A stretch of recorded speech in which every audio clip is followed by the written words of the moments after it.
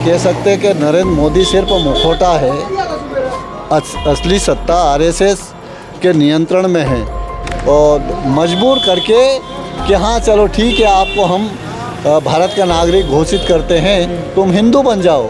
Supreme court, high court के कोई भी डिसीजन वहाँ लागू नहीं होंगे, संसद का कानून तक भी लागू नहीं होगा। संसद का कानून लागू नहीं होंगे। ये जो जितने भी हमारे आईपीसी के जो कानून बने हैं, वो आईपीसी के कानून वहाँ आदिवासी क्षेत्रों में लागू नहीं है। संविधान में बाबा साहब अम्बेडकर ने पहले से ही बोल रखा है कि लिख रखा है कि जिसकी जितनी संख्या है उनको उतनी भागीदारी देना है हमको।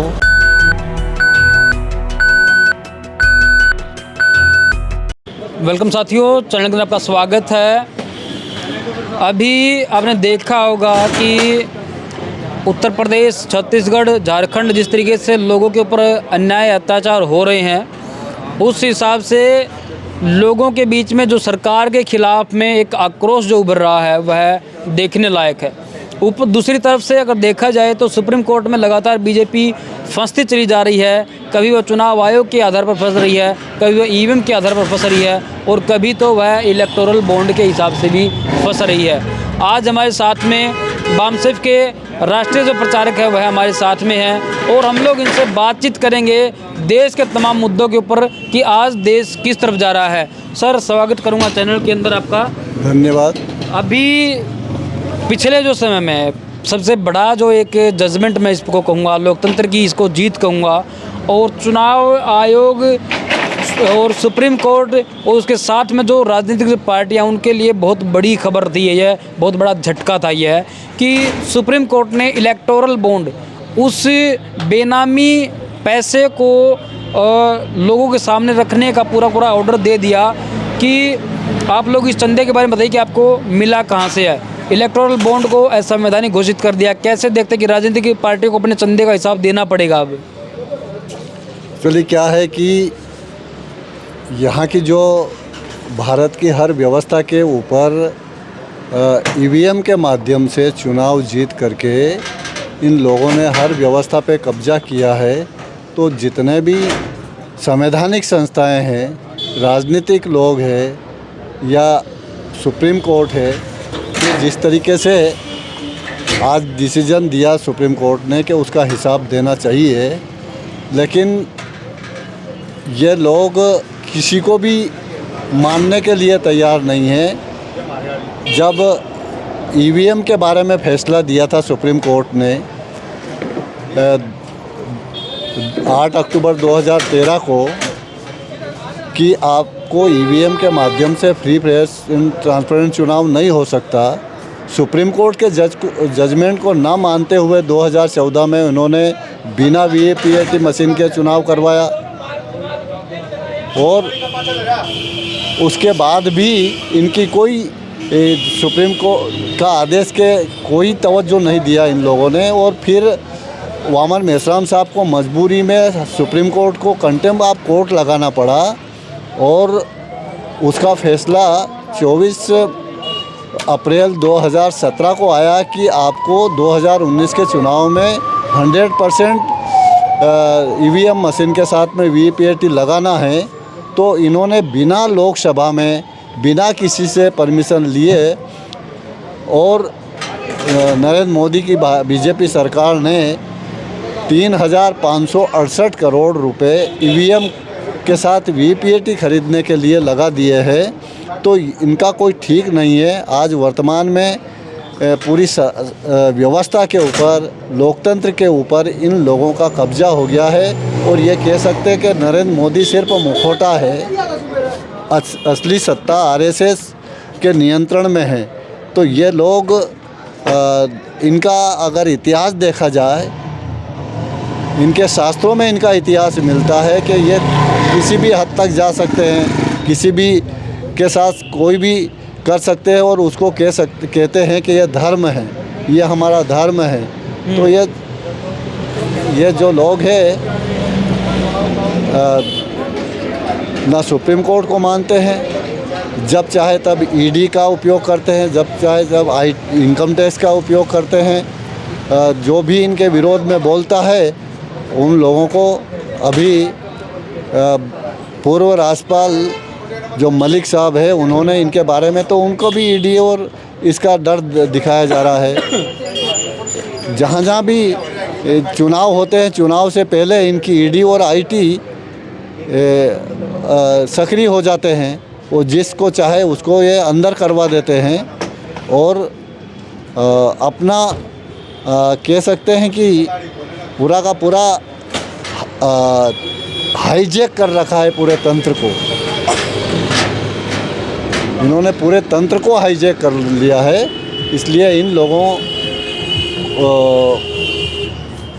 भारत की जो स्थितियां निर्माण हुई है, आज बड़े पैमाने पर विभिन्न सामाजिक समूह के साथ में अत्याचार हो रहे हैं, ये सिर्फ ईवीएम के कारण है। और जब तक ये ईवीएम रहेगा तब तक ये सत्ता में रहेंगे।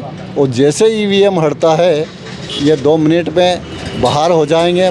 सब लोग इनके विरोध में हैं, किसान इनके विरोध में हैं, आदिवासियों के विरोध में नए कानून बनाए जा रहे हैं। आदिवासियों को 5वीं अनुसूची क्षेत्र को समाप्त करने के लिए भी ये लोग पूरी भरसक प्रयास कर रहे हैं कि पूरा ताकत लगा रही है कि कैसे भी 5वीं 6वीं अनुसूची को ख़त्म की जाए। बिल्कुल, ये 5वीं अनुसूची क्षेत्र को ख़त्म करने के लिए, जैसे आज सीए का अमित शाह जो गृह मंत्री है वो बोल रहे हैं कि चुनाव से पहले ही हम सीए लागू करेंगे। अगर सिर्फ सीए ही लागू कर देते हैं तो भारत के 50% लोग ऐसे हैं, जिस तरह का मापदंड रखा है इन्होंने सीए भारत का नागरिक होने के लिए, तो वो सिटीजन अमेंडमेंट एक्ट में जो जिन लोगों के पास में रजिस्टर्ड ज़मीन है, यानी रजिस्ट्री वाली ज़मीन है, रजिस्ट्री वाले मकान हैं, और जिनके 1970 के बाद उनके पिताजी के नाम पे जन्म प्रमाण पत्र है, तो जन्म प्रमाण पत्र का कानून ही 1985 में बना और ये 1970 का जन्म प्रमाण पत्र मांग रहे हैं। इससे पहले कोई जानता ही नहीं था कि जन्म प्रमाण पत्र भी बनवाना है, क्या करना है। तो साथियों, ये कुल मिलाकर के सीए का अगर कानून लागू होता है तो ये 50% यहाँ के भारत के SC ST OBC के लोगों के पास ना ज़मीन की रजिस्ट्री है, ना मकान की रजिस्ट्री है, और न ही उनके पिताजी के नाम पे कोई जन्म प्रमाण पत्र है। तो इन सब लोगों को विदेशी घोषित कर दिया जाएगा। और डिटेंशन सेंटर में, जैसे असम में लागू किया था इन्होंने सीए का कानून, तो 19,48,000 लोगों को विदेशी घोषित किया था। 19,48,000 में 5 लाख मुस्लिम थे, बाकी 14,48,000 SC ST OBC के लोग थे। जबकि प्रोपेगेंडा किया कि बांग्लादेशी घुसपैठियों को भारत से निकाला जाए, ये घुसपैठ कर गए हैं। तो SC ST OBC ने कि हाँ साहब, बांग्लादेशी घुसपैठिए तो मुस्लिम हो सकते हैं, इनको बाहर निकालना चाहिए। उनसे प्रोपेगेंडा कर के सीए का कानून बनवाया। और जब सीए का वहाँ पर कानून लागू किया तो 14,48,000 भारत के SC ST OBC को विदेशी घोषित करके डिटेंशन सेंटर में डाल दिए इन्होंने। और डिटेंशन सेंटर जिंदा नर्क है। वो लोग कहते हैं कि स्वर्ग, मतलब कैदियों की जो हालत होती है उनसे ठीक होती है। वहाँ पर इंसान होने का भी दायित्व नहीं है इंसान को, कुछ नहीं मानना, रहने का, ना खाने का, ना लेट बात का कोई सुविधा नहीं है। वो एक तरीके से नर्क है एक तरीके से डिटेंशन सेंटर। और उनको मजबूर करके कि हाँ चलो ठीक है, आपको हम भारत का नागरिक घोषित करते हैं, तुम हिंदू बन जाओ। यानी ये हिंदू बनाने का एजेंडा है सीए। तो मतलब ऐसा देखने में आया है कि अभी मतलब हर तरीके का प्रोपेगेंडा इस्तेमाल किया गया है। पिछले जो 10 साल हैं, जो मोदी सरकार की जो एक तानाशाही जो रही है, उसमें हर तरीके का जो एक काम था वह इस्तेमाल किया गया है। ये सबसे पहले भोले भाले लोगों को, जो इनके साथ में जुड़े हुए हैं, इनके सामाजिक, धार्मिक, राजनीतिक संगठनों में, ऐसे लोगों से ये पहले प्रोपोगंडा करवाते हैं और प्रोपोगंडा करवा करके फिर कानून बनाते हैं। अभी आपने देखा होगा जम्मू कश्मीर की धारा 370 को ख़त्म करने के लिए इन्होंने पहले प्रोपोगंडा किया और फिर धारा 370 बना दी, हटा दी। अभी डीलिस्टिंग के नाम पर प्रोपोगंडा किया जा रहा है कि जो वो भी भोले भाले आदिवासियों को गुमराह करके उनको साधन संसाधन दे करके जो भी रैली निकालते हैं, आयोजन करते हैं, उसमें जो भी झंडा, बैनर, माइक, गाड़ियों का, लोगों को लाने का, खाने का सब व्यवस्था आरएसएस और बीजेपी के लोग करते हैं और दिखाते हैं कि आदिवासी विरोध कर रहे हैं, जिसमें 50% गैर आदिवासी रहते हैं। लेकिन देखो ये इतने लोग आदिवासी इकट्ठे हुए थे। इन्होंने इस कानून के जो भी धर्म परिवर्तित है उनको अनुसूचित जनजाति की सूची से बाहर निकाला जाए और ये प्रोपोगंडा करके अभी आदिवासी राष्ट्रपति द्रौपदी मुर्मू के माध्यम से वो कानून बनाने के तैयारी है उनकी। ये 2024 के चुनाव के बाद वो मान लीजिए आप वो कानून बनेगा। ऐसा प्रोपोगंडा करके अगर डीलिस्टिंग का कानून बन गया तो इस देश में ब्राह्मणों की ऊंच नीच गैर बराबरी की व्यवस्था से प्रताड़ित, अपमानित होकर के जितने भी लोगों ने धर्म परिवर्तन किया है, जितने भी भारत में सिख है, पंजाब में या पंजाब के बाहर जितने भी सिख है, वो सभी SC ST OBC से कन्वर्टेड लोग हैं। मुस्लिम में भी कन्वर्सन हुआ है। बहुत सारी जातियां मुस्लिम में आज वर्तमान में OBC में आती है, जिनको शासन की OBC जो मंडल कमीशन की रिपोर्ट के अनुसार उनको लाभ मिलता है। बहुत सारी SC की जातियां बुद्धिस्ट बनी है, बहुत सारी ईसाई बनी है, तमाम प्रकार के आदिवासी ईसाई बने हैं, आदिवासी मुस्लिम भी बने हैं। मैं कहता हूं आदिवासी सभी धर्मों में है। आदिवासी का अंग्रेज़ों के शासनकाल में जब जनगणना हुई तो समय समय पर उनको धार्मिक अलग पहचान थी और जैसे ही भारत आज़ाद हुआ तो 1951 की जनगणना में जो आदिवासी ईसाई, मुस्लिम, सिख, बुद्धिस्ट नहीं बने थे उन सबको इन्होंने हिंदू बना दिया। जबकि आदिवासी हिंदू नहीं है, ये सुप्रीम कोर्ट मानता है, विभिन्न हाई कोर्ट के 16 जजमेंट है। और मेरा सवाल ये खड़ा होता है कि यदि आदिवासी हिंदू है तो फिर आदिवासियों को अलग से संवैधानिक पहचान और अलग से संविधान के माध्यम से मान्यता कैसे मिली? उनकी संस्कृति भी तो अलग है, उनकी सभ्यता, संस्कृति, परंपराएं, प्रथाएं सभी अलग है। और आदिवासियों को संविधान निर्माता बाबा साहब अम्बेडकर ने विशेषाधिकार दिया है कि आदिवासी बहुल एरिया में जो आदिवासी रहते हैं, जल जंगल ज़मीन के मालिक आदिवासी होंगे।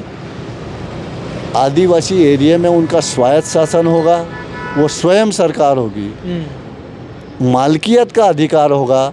आदिवासी की ज़मीन कोई गैर आदिवासी नहीं खरीद सकता, भारत सरकार नहीं खरीद सकती, राज्य सरकार नहीं खरीद सकती, सुप्रीम कोर्ट, हाई कोर्ट के कोई भी डिसीजन वहाँ लागू नहीं होंगे, संसद का कानून तक भी लागू नहीं, संसद का कानून लागू नहीं होंगे। ये जो जितने भी हमारे IPC के जो कानून बने हैं वो IPC के कानून वहाँ आदिवासी क्षेत्रों में लागू नहीं है। लेकिन वो 5वीं अनुसूची लागू है, अमल नहीं किया जा रहा। 75 साल हो गए हैं, उस पर अमल नहीं हो रहा है। जब अमल ही नहीं करेंगे तो वो जैसा चाह रहे हैं वैसा कानून लागू कर रहे हैं। अभी सुप्रीम कोर्ट का एक और सुनवाई हुई है जिसके अंदर जो DY चंद्रचूड़ जो हैं वह सुप्रीम कोर्ट के अंदर 200 करीब 29 जो कुछ पिटिशन दाखिल की गई थी रिजर्वेशन के डिवाइडेशन के लिए SC और ST के ऊपर, वो सुनवाई हुआ है, फैसला उसका आ गया, फैसला सुरक्षित है। वह पब्लिश कब होता है वह अलग बात है। तो संगठन क्या सोचता है इसके बारे में? नहीं, ये जो सुप्रीम कोर्ट में उन्हीं के लोग जा रहे हैं, सुप्रीम कोर्ट में जो जा रहे हैं उनके ही लोग जा रहे हैं, पार्टी उनके लोग बन रहे हैं। वकील उनके हैं, जज उनके हैं। तो वो जितने भी हमारे SC ST OBC के विरोध में जो भी हमको संवैधानिक अधिकार मिले हुए हैं उनको छीनने के लिए वो सभी तैयारी कर रहे हैं और कह रहे हैं कि ये कोर्ट का फैसला है, इसमें हम क्या करें। कोर्ट का फैसला, जज उनका, वकील उनका, पार्टी उनकी, कोई अपोज में कौन क्या हो रहा है सुप्रीम कोर्ट में किसी को पता ही नहीं है कि कौन सा क्या लगा है। SC ST OBC के लोग तो जिंदा रहने की मशक्क़त में हैं। 80 करोड़ लोग राशन की दुकान पे पहुंच चुके हैं। वो तो जिंदा रहने के लिए उनको 5 किलो 10 किलो अनाज दिया जा रहा है और इस भारत की हर शासन और सत्ता पे कब्जा किया जा रहा है वोट बैंक के रूप में। दूसरी तरीके से वोट बैंक बनाया जा रहा है कि हम आपको 5 किलो 10 किलो अनाज देंगे, घर देंगे, पट्टा देंगे तो आप रहोगे, तो आपको हमको वोट देना है और आप ज़िंदा रहोगे। तो इस तरह की जो किया जा रहा है, तो ये जो SC ST OBC के विरोध में जो भी काम चल रहा है वो कुल मिलाकर के इनको जो संवैधानिक अधिकार मिले हैं उन संवैधानिक अधिकारों को छीनना है, कोर्ट के माध्यम से छीनना है। वैसे अगर वोट का तो उनका EVM के माध्यम से वोट आ ही रहे हैं। उनको मालूम है कि EVM से जब हमको चुनाव जीतना है तो इनके समर्थन में या इनके विकास और कल्याण के लिए कानून बनाने की ज़रूरत क्या है। अब इनको तो यहाँ से सिर्फ हमारे रहमो करमों पे जिए, हमको वोट दे और हमारे धार्मिक और सामाजिक व्यवस्था को मजबूत बनाए, बस उसके लिए उन्होंने आम लोगों को बना रखा है। अगर कल को मान लिया जाए कि अगर आपकी सरकार आ गई, सेंटर में आपका प्रधानमंत्री होगा, तो उसके बाद में क्या रिजर्वेशन में डिवाइडेशन आप करेंगे? वंचित लोगों तक आप फ़ायदा पहुंचाने की कोशिश करेंगे? क्या धारणाएं होंगी आपकी, क्या मापदंड होगा? हमारा ये गैर राजनीतिक जड़ें मजबूत करने के लिए वाम से भारत मुक्ति मोर्चा और तमाम प्रकार के संगठनों का लगभग 87 संगठन इसमें काम कर रहे हैं रात दिन समाज में गैर राजनीतिक जड़ें मजबूत करने के लिए। और हम आंदोलन करेंगे और आंदोलन के माध्यम से ही हम सत्ता भी हासिल करेंगे और व्यवस्था भी परिवर्तन करेंगे। और जब हम सफल हो जाते हैं और सरकार हमारी बनती है तो हमको सिर्फ संविधान को लागू करना है। संविधान में बाबा साहब अम्बेडकर ने पहले से ही बोल रखा है कि लिख रखा है कि जिसकी जितनी संख्या है उनको उतनी भागीदारी देना है, हमको हिस्सेदारी देना है उनको, चाहे वो शासन में, प्रशासन में, राजनीति में। और इस संविधान को लागू करना है, इस पे अमल करना है। संविधान ने सबको अलग अलग अधिकार दिए हैं। आदिवासियों को अधिकार दिए कि वो 5वीं अनुसूची क्षेत्र रहेगा, जल जंगल ज़मीन का मालिक होगा। आर्टिकल 244 के तहत उनको तमाम प्रकार के विशेषाधिकार दिए हैं। बस सबको मिलजुल करके संविधान बचाना है और संविधान में अमल करना है। और संविधान ऑलरेडी हमारे पास डायरेक्शन है किसको क्या मिलना है, किसको कितनी संख्या है। तो उसमें चाहे वो राजनीति हो, सामाजिक हो या भारत की कोई भी ज़मीन हो, व्यापार हो, व्यवसाय हो, शिक्षा हो, IAS हो, IPS हो, उनकी संख्या के अनुपात में उनको प्रतिनिधित्व मिलेगा। चलिए, बहुत बहुत धन्यवाद सर। ये जो हैं आदिवासी एकता परिषद के राष्ट्रीय अध्यक्ष हैं और वामसेफ के राष्ट्रीय प्रचारक हैं। हम लोग कोशिश करेंगे कि आपको आपके मुद्दों के बारे में बताया जाए। आप लोग चैनल पर नए हैं तो सब्सक्राइब ज़रूर कर लीजिए। Thank you.